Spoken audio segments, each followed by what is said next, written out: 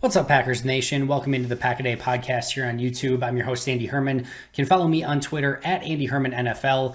Of course, my main topic today is going to be day one of Packers mandatory minicamp. Lots of things to get through, but before we get there, we actually had some news prior to minicamp that broke, and that is that the Packers are going to be signing linebacker Devondre Campbell. Opened his career as a member of the Atlanta Falcons, played last year with the Arizona Cardinals. You're looking at a linebacker with good size, 6'4", 230 plus, plays downhill, probably more of a run defender, more at this time in his career, but I'm definitely going to be taking a deeper dive into him in the coming days here, watching a little bit more film, seeing what I can glean from that. But very athletic, very fast, firm tackler. Hasn't been the best in coverage. Needs to work on kind of his zone drops, his man-to-man coverage. Like I said, may end up being more of like a early down defender.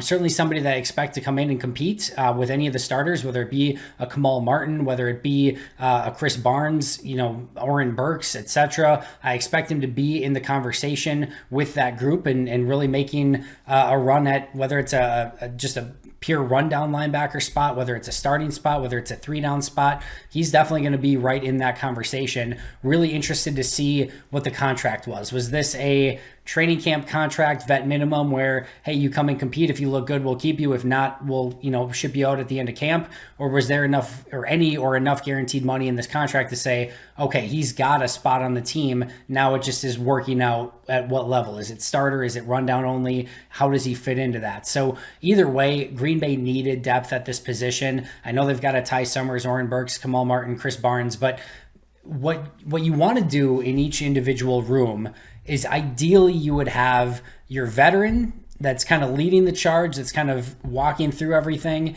and then you would have your young up-and-coming guys. And, you look at all of these different rooms. You got Adrian Amos with the defensive backs. You got, Kenny Clark and Dean Lowry are kind of the veterans of that defensive line. You've got Mercedes Lewis at tight end, Devontae Adams at wide receiver, Aaron Jones, certainly enough of a veteran now at that running back group. You've got Bakhtiari along the offensive line, Aaron Rodgers, hopefully, if not Blake Bortles at quarterback. You've got a veteran in each of these groups to kind of be that guy who can show everyone else how to do things and kind of set examples and things like that.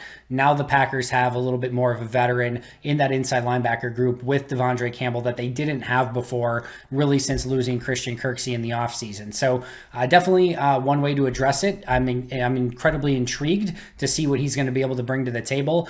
I still feel like there's meat on the bone with Devondre Campbell. I know he hasn't played great the last couple of seasons, but he's shown flashes, and I feel like in the right system with the right players around him, there's something there that is still untapped with him. So I'm hopeful that maybe he can be a guy.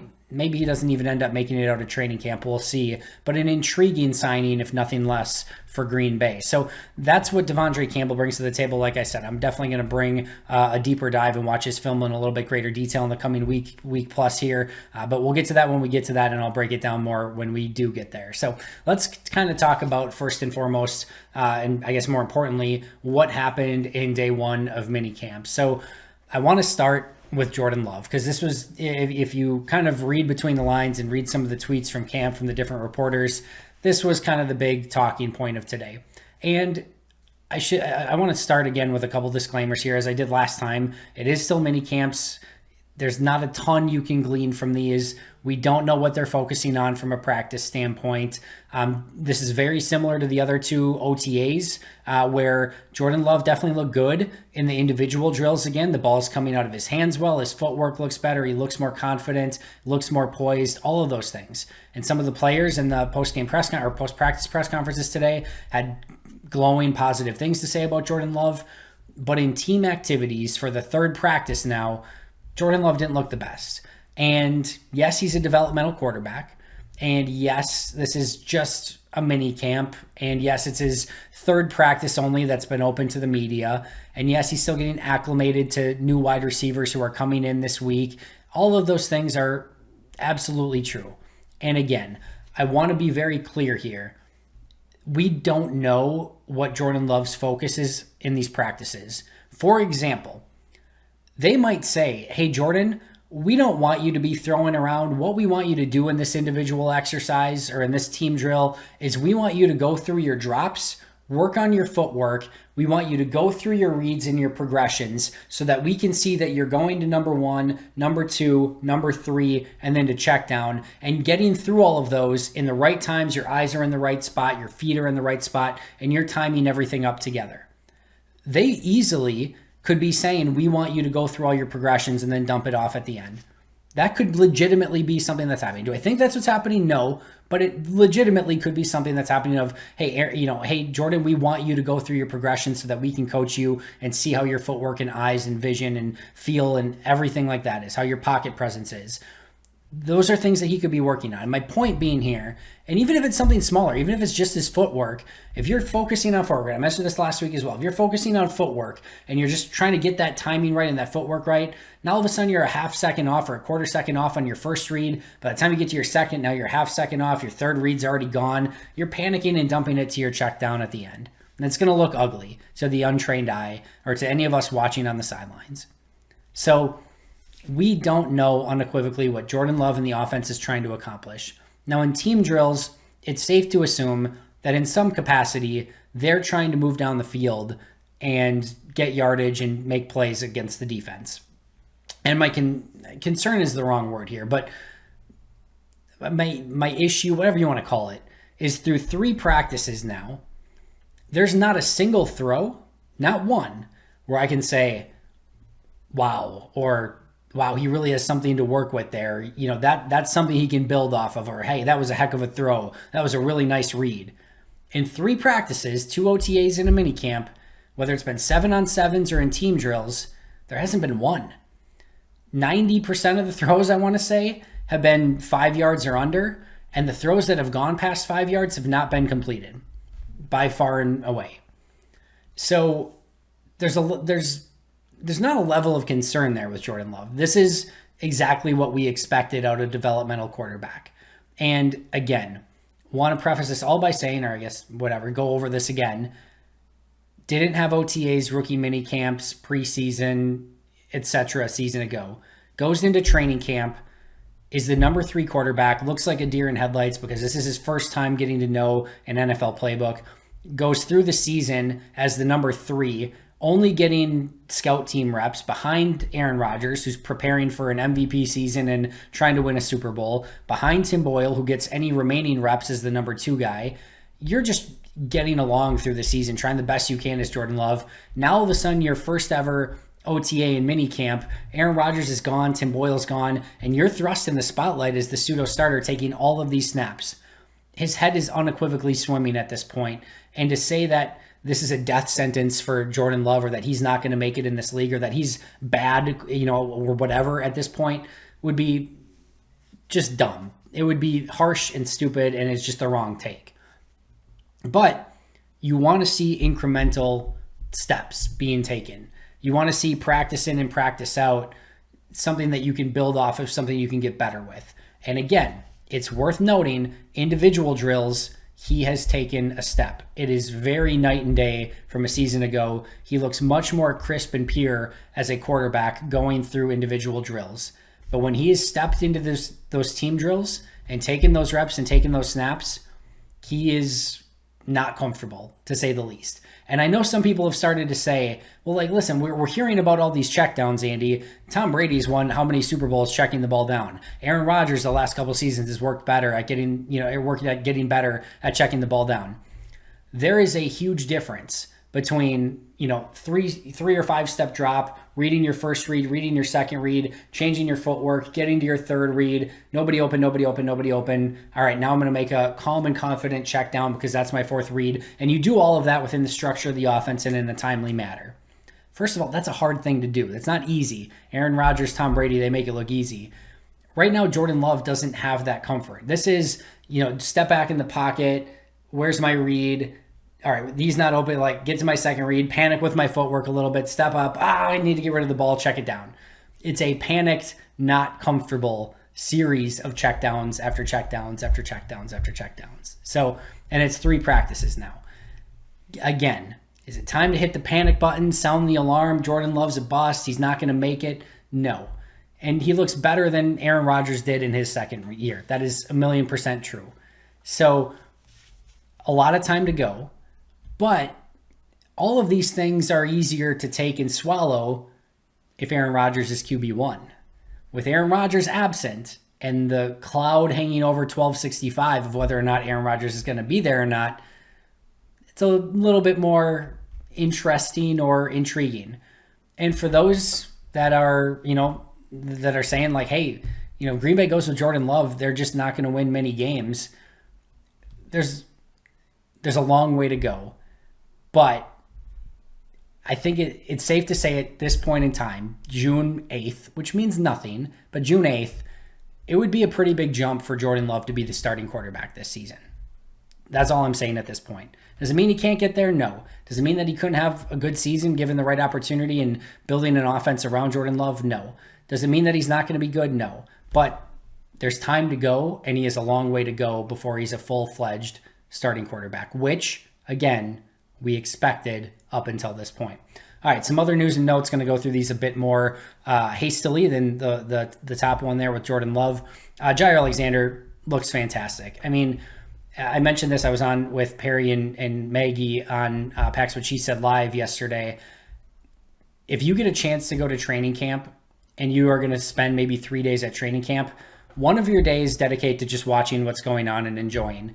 One of your days dedicate to just watching Davante Adams, and another day just dedicate your day to watching Jair Alexander. Jair Alexander and Davante Adams in every practice and in everything they do it's astounding at the level of player that they are and how detailed they are, how intricate they are in everything they do.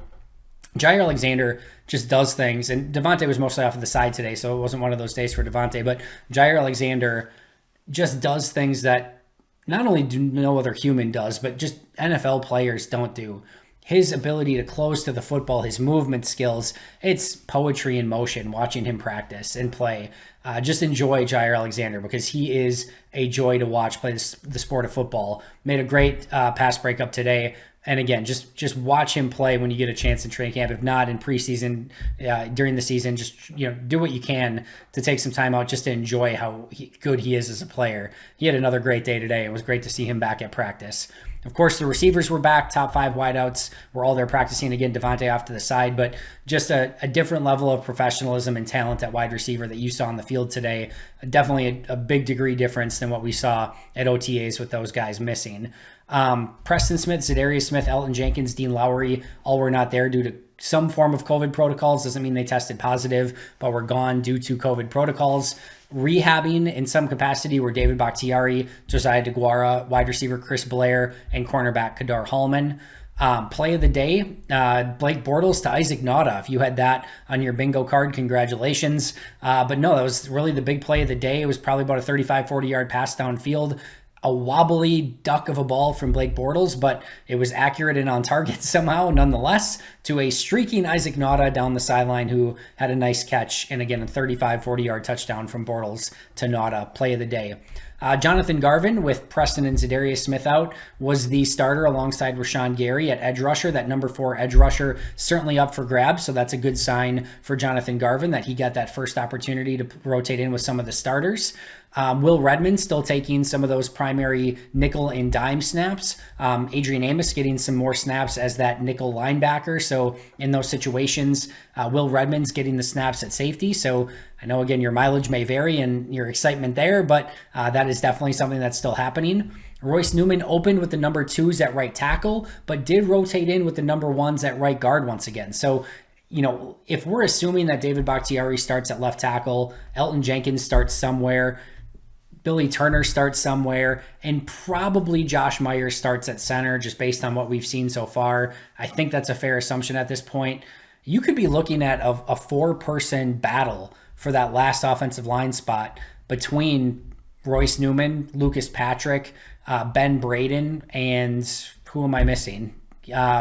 Whoever the heck it is. You guys can probably figure it out by now, but a 4-headed battle for that right guard spot. So why am I bothered by this? Lucas Patrick, Royce Newman, Ben Braden, and John Runyon Jr. There we go. Sorry, brain fart on my end. But those four are probably battling for that last starting offensive line spot. So now you're looking at Green Bay maybe having a little bit more depth than we talked about going into the season. But great to see Royce Newman getting some starting reps with the reps with the ones. So we'll see what that amounts to. But certainly it seems like his name is going to be in the competition. Another player that I thought had a nice day was Kamal Martin. A lot of it was during individual drills, but just very smooth moving. And a lot of the stuff last year was from the neck up for Kamal. You could see just his head spinning. He was thinking out there, or a lot of times just not thinking and just playing too fast. And I love players who want to play instinctive and go make aggressive plays. He was one that needed to tone it and dial it back just a little bit, but thought he was fluid and saw him flying around the field in team activities as well.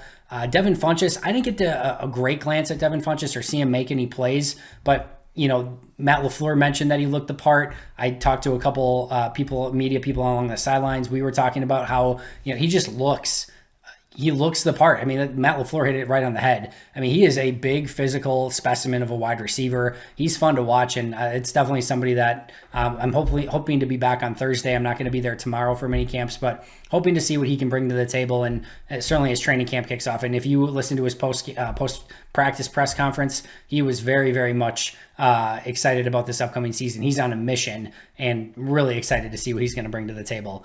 And then last but not least, by the way, Aaron Rodgers was not at minicamp. So there's that. Not going to go into any more of that. But as expected, was not there. And they did have a tryout quarterback, Jake Dolegala, who was there. He was with the Patriots on a practice squad a season ago. So we barely got to see any of the other quarterbacks. Jordan Love took almost every snap. Bortles got a few. Benkert got a few. Dolegala didn't see any with teams. But again, Dolegala was just there as a tryout player. That's going to do it for me today. I will not be at practice on Wednesday, so I'll still try to recap as much as I can glean from the rest of the reporters at camp and just kind of go over any other observations that I had over this, past OTAs and mini camps. I'll be back at practice, I believe, on Thursday. It's going to do it for right now. Make sure to subscribe if you haven't already. But until next time, and as always, go Pack Go.